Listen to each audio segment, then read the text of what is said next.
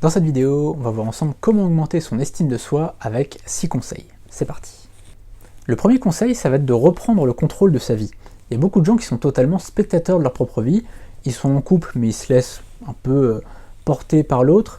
Ils ont un travail, mais ils ne savent pas du tout à quoi il sert finalement leur travail. Ou alors, voilà, ils n'ont pas vraiment d'ambition dans leur travail, ils n'aiment pas vraiment ce qu'ils font. Voilà, ils se laissent porter comme ça, ils se réveillent le matin, bon, ils vont à leur travail, ils font leur travail, et puis ils rentrent le soir. Ils n'ont pas vraiment de but dans la vie, ils n'ont pas vraiment d'ambition. Et en fait, le but, vraiment, ça va être de reprendre le contrôle de tout ça. Pourquoi je fais ça? Pourquoi je suis avec cette personne? Pourquoi j'ai décidé ce projet-là?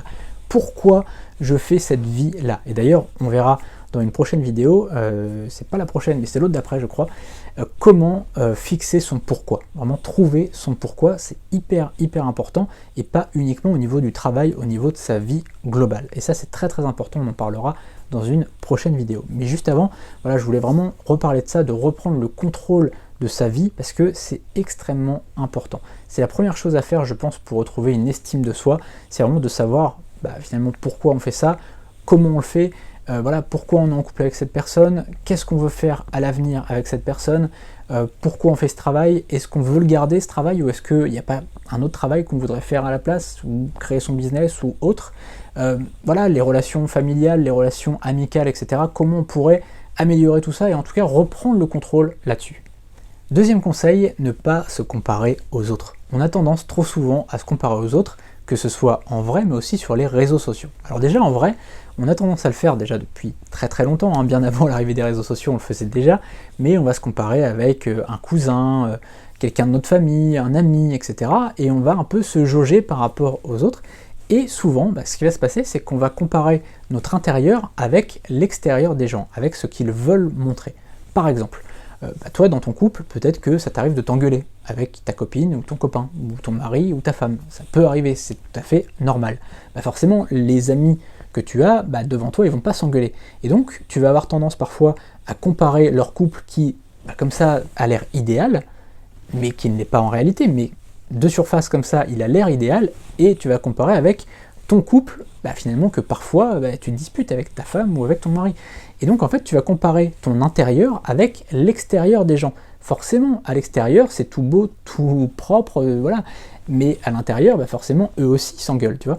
Et donc, ça, c'est un gros problème. D'ailleurs, j'ai connu ça avec un couple d'amis il y a bien longtemps, qui était complètement biaisé par ça. Il pensait que mon couple allait très bien, alors qu'en fait il allait pas du tout, mais d'extérieur, on s'engueulait pas devant les gens et tout. Eux, ils avaient parfois tendance à le faire, et donc du coup ils imaginaient que tout le monde s'engueulait comme ça publiquement.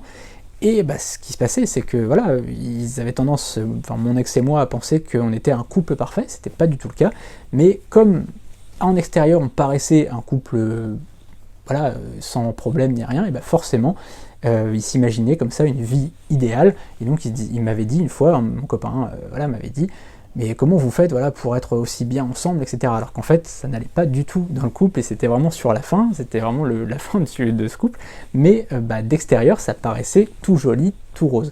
Donc vraiment il faut faire attention à pas se comparer aux autres par rapport à ça. Pareil au niveau matériel, ne te compare pas aux autres, ça sert absolument à rien. Il y a des gens qui gagnent plus d'argent que toi, c'est pas un problème, c'est comme ça. Il y a forcément des gens qui gagnent plus que nous, et c'est pas un problème. Il y a des gens qui ont de plus beaux objets que nous, il y a des gens qui ont de plus belles voitures, de plus belles maisons, et alors c'est pas grave.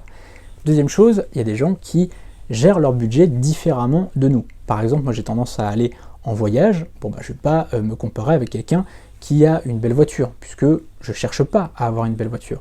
D'accord? Peut-être que toi tu pars en voyage, que tu te fais plaisir, que tu vas au resto, au cinéma, etc. Te compare pas avec d'autres personnes qui ont des biens matériels, puisque forcément tu fais des choses, donc tu peux pas forcément tout avoir en même temps. Tu vois, faut pas non plus se comparer. Peut-être que la personne qui a une super Mercedes, elle ne part pas en vacances. Et aussi une autre chose, ne te compare pas avec les autres, puisque parfois il y a des gens qui font pas les choses comme elles le font. J'avais par exemple quelqu'un dans ma famille assez éloigné, quelqu'un qui avait, c'était un couple, donc avec des enfants, ils avaient la belle voiture, une grosse Mercedes, une autre belle voiture aussi, une belle maison avec piscine, etc.